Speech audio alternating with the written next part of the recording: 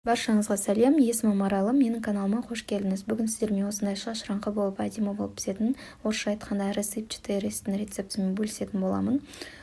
Өте сондай шашыраңқы жақсы болып шығады.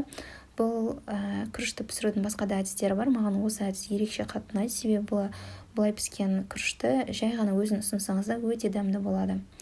Ең алдымен бізге осылай 1 стакан күріш керек болады. 1 стакан күрішті табаққа салып, салқын суда жақсылап жуып аламыз. Жақсылап жуып, су таза мөлдір болғанша жақсылап жуып алу керек. Сосын табаға сары майды салып жақсылап ертіп аламыз. Алдын ала жуып, су төгіліп дайын болған күрішімізді сары майдың үстіне тастап, жақсылап араластырып, қуырып аламыз. Сары май менде шамамен 30-40 граммдай. Сары майдың орнына жай ғана сұйық майды қолдансаңыз да болады, бірақ сары маймен ерекше болады. Үстіне осылай 1 чай қасық ас тұзын саламыз, жақсылап араластырамыз. Бізде күріш барлық майды өзіне тартып алғанша жақсылап араластырып қуырып алу керек.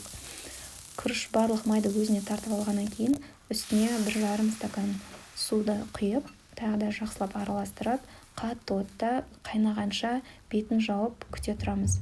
Міндетті түрде осылай қатты отта болу керек, себебі күріш езіліп кетпейтіндей жақсылап су қайнап шығу керек.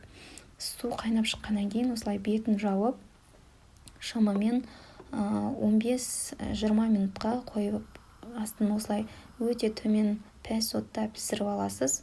15-20 минуттай шамасында піседі. 15-20 минуттан кейін 5-10 минут тағы да қойып қоясыз. Содан кейін бетін ашып, осылай астымен бетін араластырып, гарнирге ұсынсаңыз болады, немесе жай ғана өзін берсеңіз болады. Мен де бүгін осылай салатпен және бризольмен ұсындым. Егер видео ұнаса, каналыма тіркеліп, лайк басып кетіңіз.